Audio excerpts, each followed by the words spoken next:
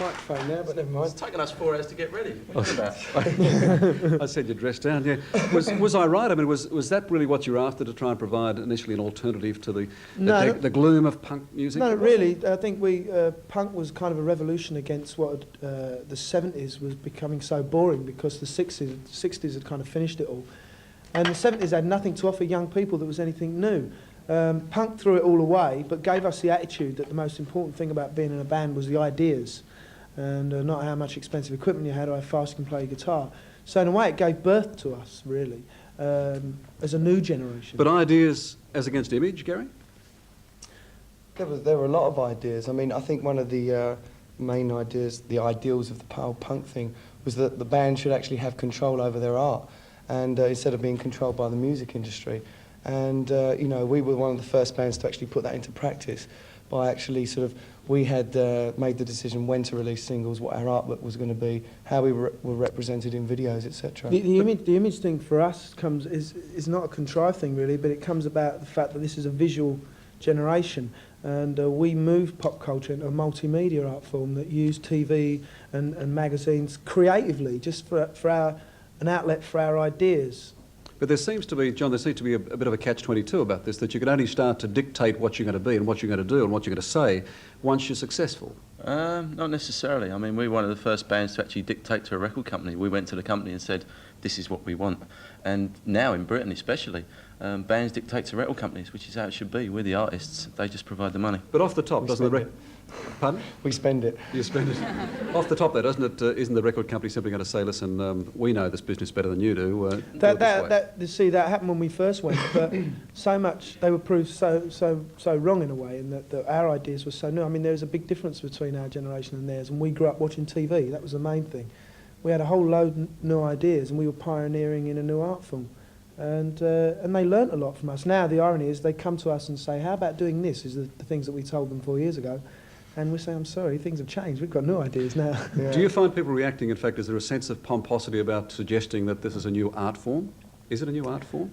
Pop culture is an art form. I think it's expanding. I think what we're doing is utilising the things that we've been used to. For instance, I think TV is one of the most important sort of art forms, and it was a natural thing to actually go into making videos and elaborate videos and trying to expand that area. And that's what we've been trying to do. It's like the music business becomes very conservative, and every now and again you need a band like ourselves, I think, to come along and suggest new ideas and try and shake it up a little bit. And, you know, that's what we've tried to do. The main thing is that there wasn't any bands to represent young people in the 70s, really. The 60s seemed such a great time to be alive. The 70s was just a hangover of the party.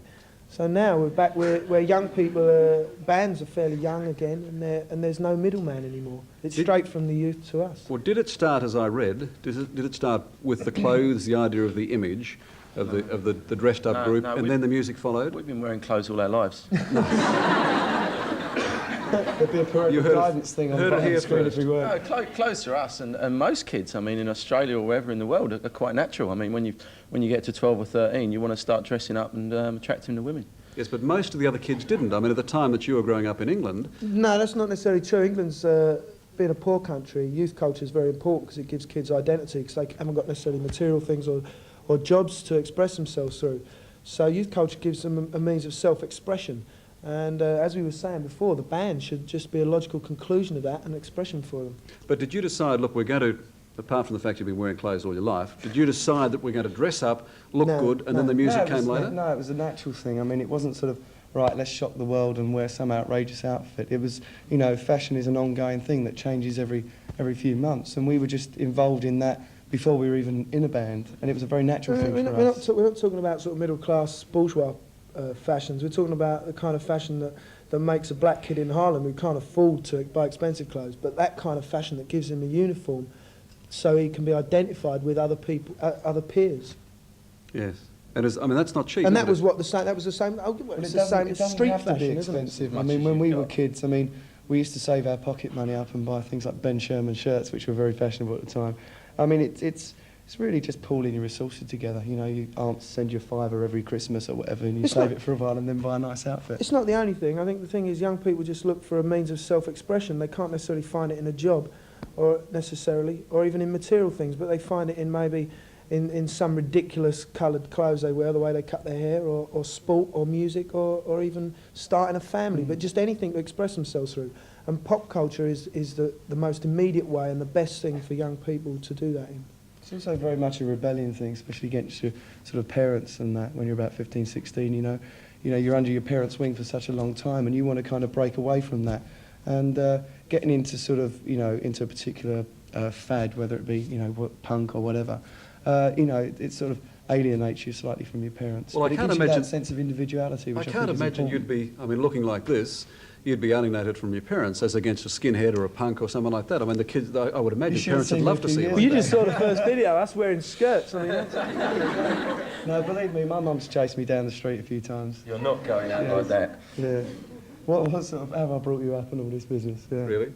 Were you musos before you hit the scene? Were you, Yeah, We dabbled, yeah. I mean, Gary's been writing stuff, since he was, 10 and 11, and everyone sort of dabbled. When the idea came about, it was, let's do it, I think we've proven ourselves as musicians playing live now.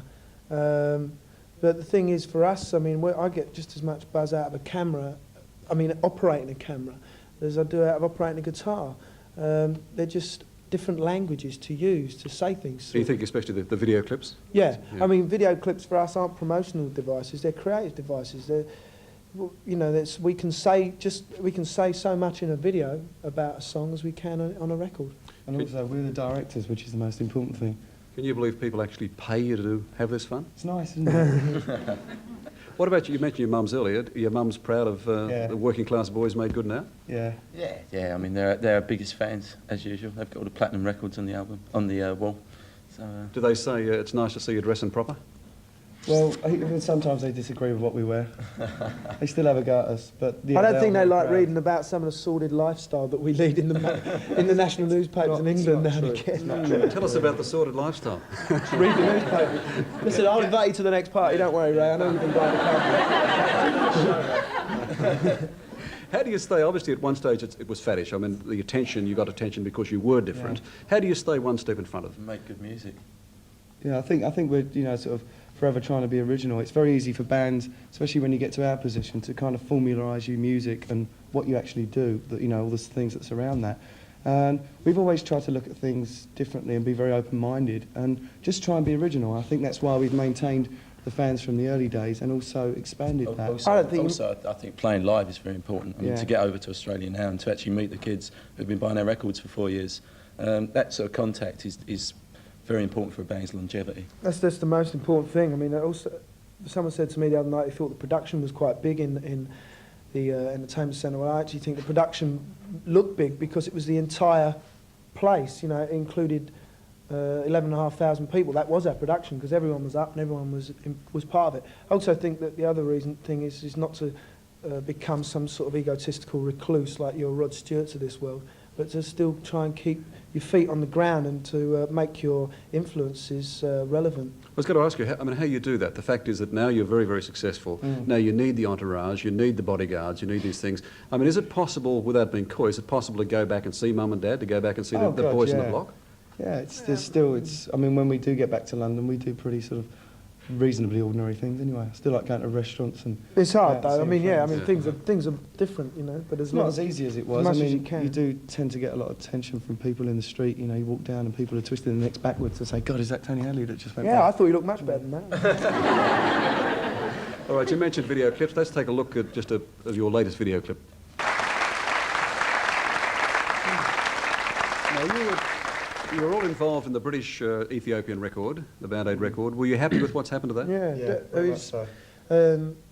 I think the thing is that we all pay a lot of money in taxes, but I don't think personally agree in the way it's distributed and approve of the way the government spend the money so much. So it was our opportunity to, a time when more money is made by the record industry than any other time of the year, to make sure that the majority of that money went to a cause that was apolitical and that was also worthwhile.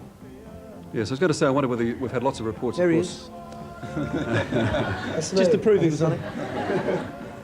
reports since then that the money isn't going necessarily to the people No, in need. no, it is.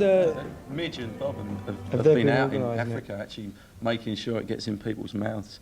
which has been their ethic all the way through. And you know, I mean, they've been fantastic. I mean, most of the credit should go to Bob Geldof for actually getting the thing together. What did you think when Bob first contacted you? Well, I thought it was impossible. I mean, I thought the cause was good, and I said, yeah, we're very sympathetic to it, but we're actually going to be in Japan when it's happening.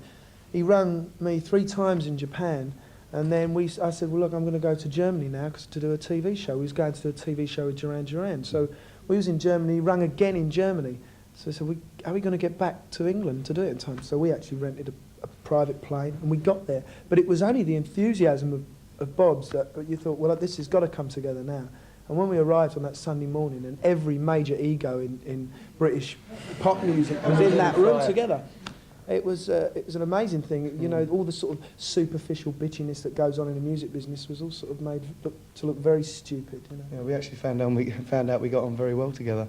I think one of the nice things about that was that in our position, yeah, we are financially well off, but it was nice that everyone got together and pulled their resources and their talents and actually did something that was going to help other people. I think it's the first time that, you know, something as big as that has ever happened. And we raised more money than the British government. So. Yeah. They were the only people who made money out of that record, actually. British government. Yes, it's an extraordinary venture, actually, and great one to pull it off. Now, you've finished in Sydney, but you've got 3 more capitals to go to? Brisbane. 4. Brisbane, Adelaide, Perth, Melbourne. Yeah, that's right. In that order. And then we're actually coming back to Sydney for some time off because we need to do some writing. We've been touring since beginning of November, and you know, you don't get a lot of opportunities to write, so we're going to spend some time in Sydney because it's a nice place. All right, thanks for your time, and thanks for your comments. Would you Thank you. please thank the audience?